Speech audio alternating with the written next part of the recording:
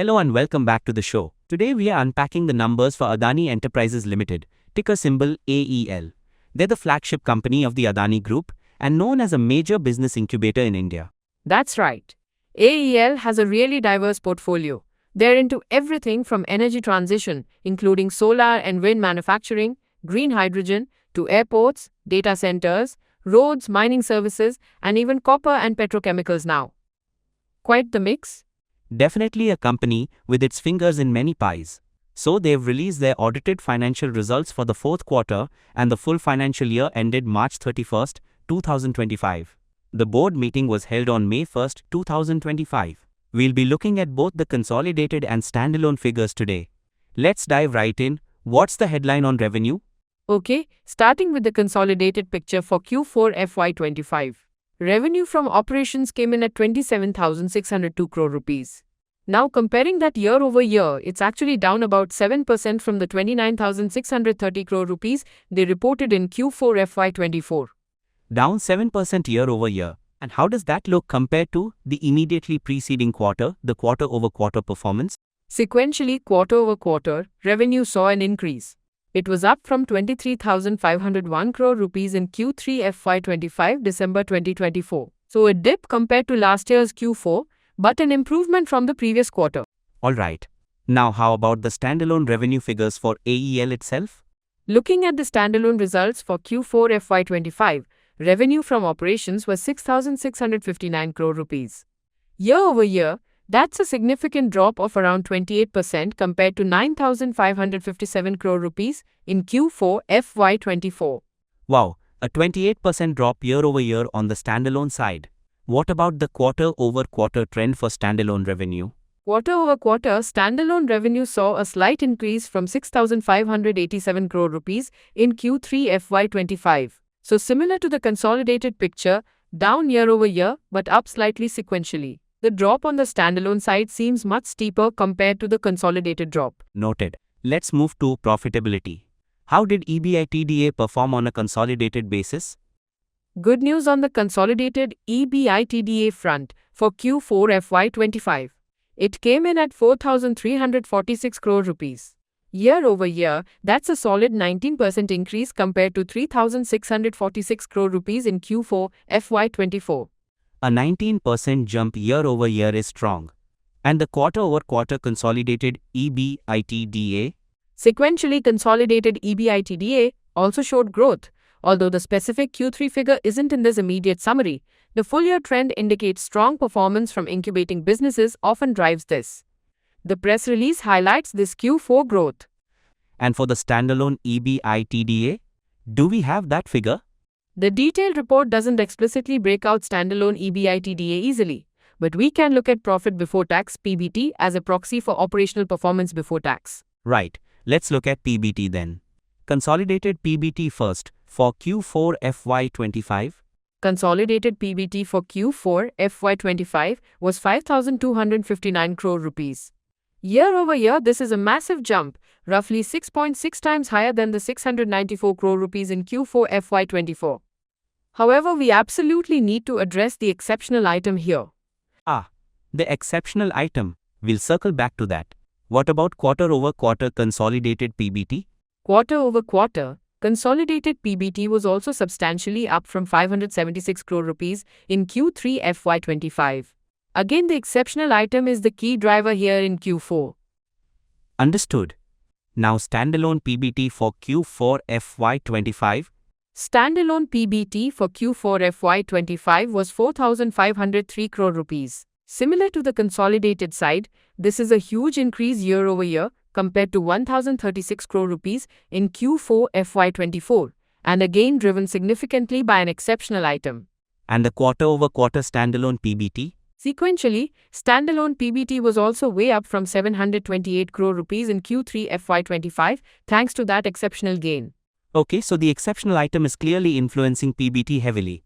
Let's look at profit after tax or PAT attributable to the owners. Consolidated first.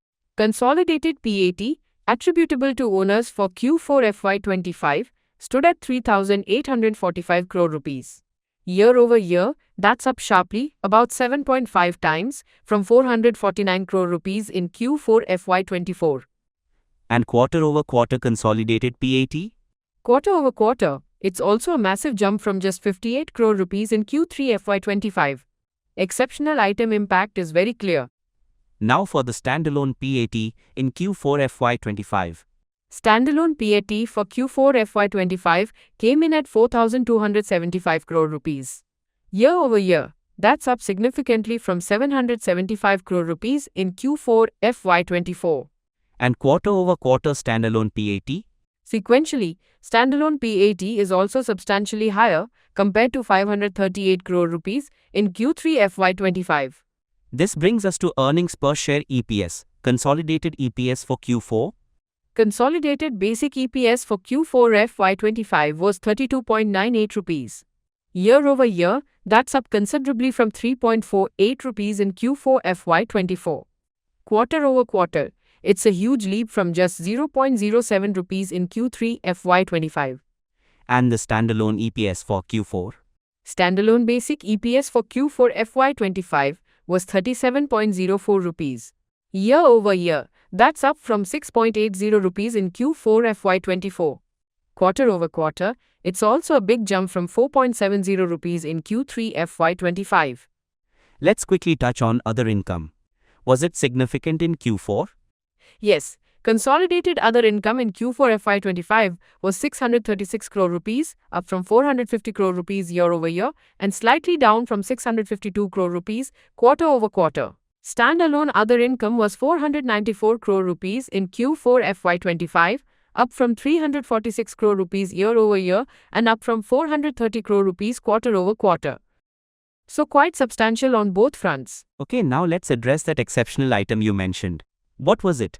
The big one for Q4 and the full year FY25 was a significant exceptional gain recognized primarily from the stake sale in Adani Wilmar Limited, or AWL.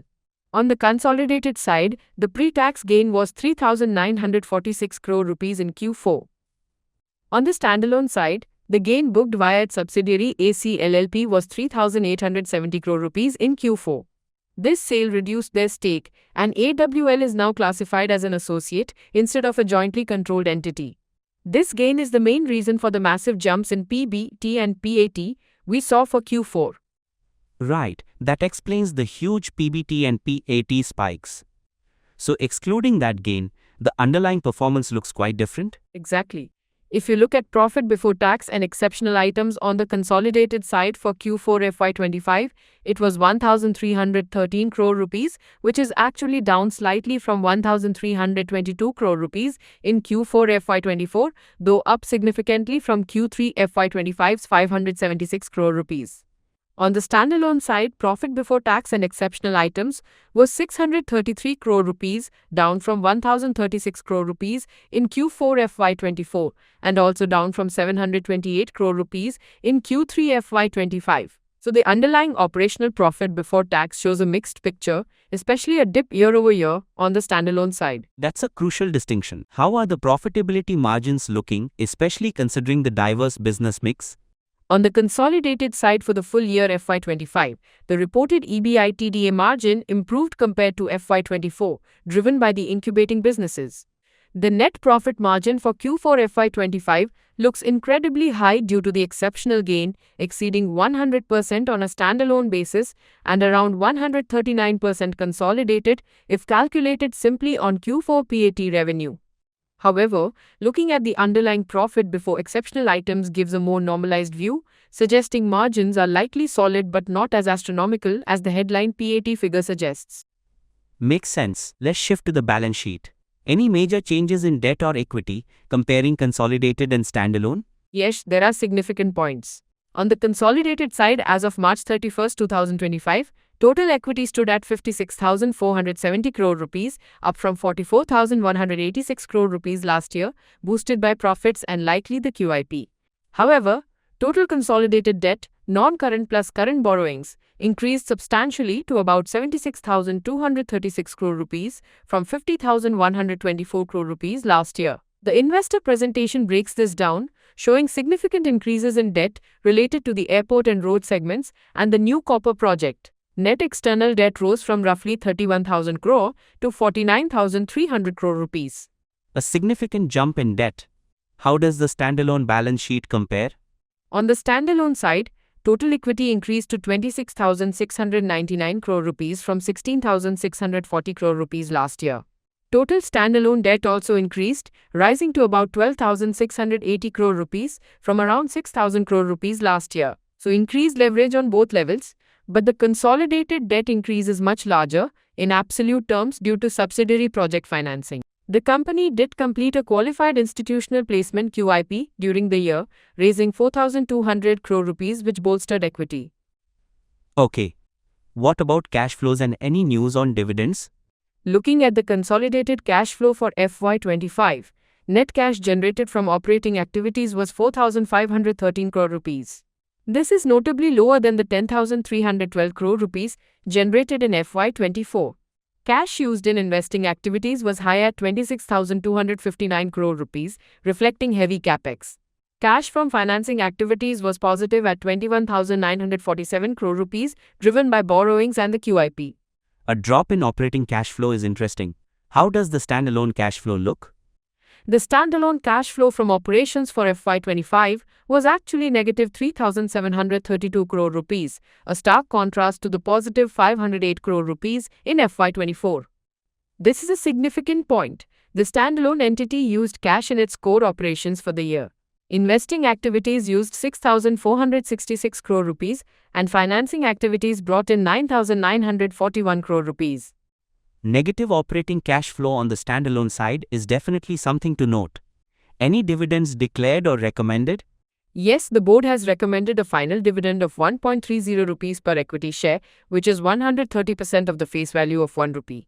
This is for the financial year 2024-25 and is subject to shareholder approval at the upcoming annual general meeting AGM. The record date is set for June 13, 2025, and payment would be on or after June 30, 2025. They paid out about 148 crore rupees in dividends during FY25 based on the cash flow statement. Got it. Let's break down the performance by business segments. Which segments are driving growth and which are lagging based on the consolidated report? Looking at the consolidated segment results for the full year FY25, there are some interesting trends. The Integrated Resources Management IRM segment saw a significant decrease in revenue, dropping to about 39,000 crore rupees from 62,000 crore rupees last year. Its profit before interest and tax (PBIT) also fell sharply to 3,061 crore rupees from nearly 5,000 crore rupees, making it a major drag on overall revenue. On the other hand, mining services did well, with revenue climbing to 7,031 crore rupees from 6,576 crore rupees and PBIT improving significantly to 1,453 crore rupees. Commercial mining is reported within mining services or possibly under others, but its PBIT contribution seems negative based on the notes, though the report structure bundles some aspects and needs clarification. The New Energy Ecosystem (ANIL) segment showed strong growth, with revenue jumping to 13,965 crore rupees from 8,571 crore rupees last year, and PBIT surging to 4,082 crore rupees from 1,802 crore rupees. Clearly, a key growth engine. Airports were another strong performer, with revenue increasing to 10,019 crore rupees from 7,905 crore rupees and PBIT rising to 1,435 crore rupees from 371 crore rupees. The road segment's revenue grew to nearly 3,000 crore rupees, implied, as it's not explicitly separated in the summary table, but mentioned in investor communications. And PBIT improved significantly to 1,266 crore rupees from 760 crore rupees. Finally, the other segment, which includes businesses like the new copper plant and defense, saw revenue rise to 29,722 crore rupees from 24,466 crore rupees, and PBIT here swung massively to 3,425 crore rupees from a loss of 542 crore rupees last year, likely helped by contributions from new ventures like copper starting up. So strong growth from new energy, airports, roads, and mining services, but a major pullback in the traditional IRM business, and others showing a big turnaround. How did the segments contribute to assets and liabilities? Asset-wise, airports are the largest chunk with 52,237 crore rupees, followed by commercial mining. mining grouped at 33,890 crore rupees, and others at 34,000 crore rupees. New Energy is growing its asset base rapidly too, now at 12,840 crore rupees. Liabilities are also highest in airports and the others category. Okay, summarizing the year-over-year performance for FY25, clearly boosted by the exceptional gain, but underlying trends show a shift, right? Absolutely. Consolidated revenue was up only 2% YoY to 1,365 crore rupees, held back by the IRM segment. However, consolidated EBITDA grew a strong 26% YoY to 16,722 crore rupees, showing operational strength, particularly in incubating businesses like New Energy and airports.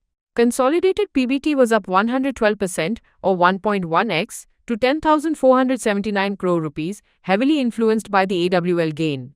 Consolidated PAT attributable to owners was up 120% to 7,112 crore rupees. On the standalone side for FY25, revenue was down 16% YoY to 28,313 crore rupees. PBT was up 80% to 6,904 crore rupees again due to the exceptional item pass-through. PAT was up 112% to 6,040 crore rupees. The standalone performance appears weaker on the top line and underlying operational profit compared to the consolidated view. Are there any other significant notes, events, or management commentary we should be aware of from the reports? There are quite a few things worth mentioning. They completed a 4,200 crore rupee QIP, and besides the AWL stake sale, they also wrapped up the sale of the power trading business, which is now treated as discontinued operations. There are ongoing amalgamation schemes involving subsidiaries like Stratatech Minerals with Mahan Energen, which is completed, Adani Cementation with Ambuja, proposed, and a larger composite scheme involving Adani Green Technology, Adani Emerging Business, Adani Tradecom, and Adani New Industries. These moves will reshape the group structure over time. They also made some smaller acquisitions in areas like kitchens and facilities management, probably tied to the airport business. The short seller report SSR issue from FY23 came up again, but management reiterated, based on the Supreme Court order and internal reviews, that there are no material non-compliances or consequences, and this is noted as an emphasis of matter by the auditors. There's also a note about a US DOJ indictment and a US SEC complaint against an executive director, but the company says it doesn't pertain to AEEL itself and expects no financial impact. The long-standing customs duty dispute on coal imports is still ongoing, with amounts deposited under protest. Importantly, the board approved raising funds up to 15,000 crore rupees through equity shares or other eligible securities, subject to shareholder and regulatory approvals, which signals potential future dilution or expansion funding needs. There were also some key management and auditor appointments. Dr. Omkar Goswami was reappointed as independent director, Mr. Ashwin Shah was appointed as secretarial auditor, and Mr. Shobhit Dwivedi became the new internal auditor. 2 senior management personnel, SMPs, also ceased their roles. Lastly, the AGM is scheduled for June 24, 2025, via video conferencing. That's a lot happening organizationally and strategically. Now the most critical part, the auditor's report. What did Shah Dhandharia and Company LLP have to say? Let's start with the consolidated report. This is extremely important. For the consolidated financial results, the auditors Shah Dhandharia and Company LLP have issued a qualified opinion. Qualified. Okay, what's the reason for the qualification? The qualification stems from issues at a subsidiary, Mumbai International Airport Limited, MIAL. There are ongoing legal proceedings and investigations by the Ministry of Corporate Affairs, MCA, and a charge sheet filed by the Central Bureau of Investigation, CBI. These relate to potential conflicts of interest and alleged misuse of MIAL funds amounting to 846 crore rupees concerning works contracts. These costs are currently included in property, plant and equipment with a net book value of 485 crore rupees. Because these investigations are ongoing and sufficient appropriate audit evidence wasn't available, the auditors state they are unable to comment on the adjustments and the consequential impact, if any, on the financial statements. This is the same reason for qualification as in the previous year. So a carry-forward qualification related to MIAL, that definitely casts uncertainty on the consolidated numbers related to that asset value and potential past profit impact. What about the standalone auditor report? For the standalone financial results, the auditors issued an unmodified opinion, which means it's a clean report without qualifications. Okay, So the issue impacting the consolidated opinion resides purely within a subsidiary? Correct. The qualification is specific to the MAT subsidiary's situation and how it consolidates into the group's financials. Were there any emphasis of matter paragraphs in either report? Yes, there are a few emphases of matter paragraphs in the reports. In the consolidated report, aside from the main qualification, the auditors specifically draw attention to the short seller report, SSR matter, that's Note 12, a dispute over water development charges at Navi Mumbai International Airport, NMIAL, that's Note 14B, and an MCA investigation that was started at NMIAL, Note 14A. For the standalone report, there's just one emphasis of matter paragraph, and that's about the SSR matter, Note 10. Understood. So the MIAL qualification on the consolidated side is the major flag from the auditors. How should we think about the outlook for Adani Enterprises, considering everything, the segment shifts, the debt, the planned fundraising, and the auditor's report? It's a mixed picture. Disclaimer: as always, listeners should consult certified financial advisors before making investment decisions. On the positive side, the incubating businesses, especially New Energy, ANIL, and Airports, AAHL, are showing very strong growth in revenue and profitability, validating AEL's incubation strategy.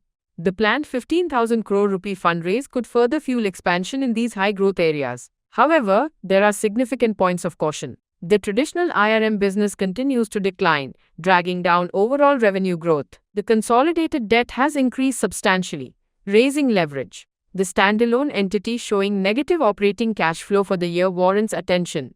And most importantly, the qualified opinion on the consolidated results due to the MIAL issue remains a significant risk and uncertainty hanging over the group's reported financials. While management asserts no material impact from the SSR allegations, it remains an emphasis of matter.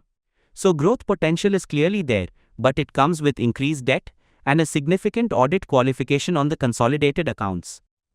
Precisely. The outlook depends heavily on the continued execution in the incubating segments, successfully managing the increased debt load, and crucially, the resolution of the MIAL investigation and its financial implications. Investors need to weigh the growth narrative against the financial risks and the auditor's significant concerns regarding the consolidated financials. Great analysis. To summarize, Adani Enterprises FY25 results show strong growth in incubating businesses like New Energy and Airports, offsetting a decline in the IRM segment. Headline profits were massively boosted by the exceptional gain from the Adani Wilmar stake sale. Consolidated debt has increased significantly to fund expansion. However, the key takeaway is the qualified opinion from the auditors on the consolidated results due to unresolved investigations at the MIAL subsidiary, while the standalone results received a clean opinion. This audit qualification adds a layer of risk and uncertainty to the consolidated financial picture. The company also plans a large fundraise. Well put. A complex picture with clear growth drivers, but also notable risks and governance flags to monitor closely. Thanks for tuning in. We'll be back next time with more market insights.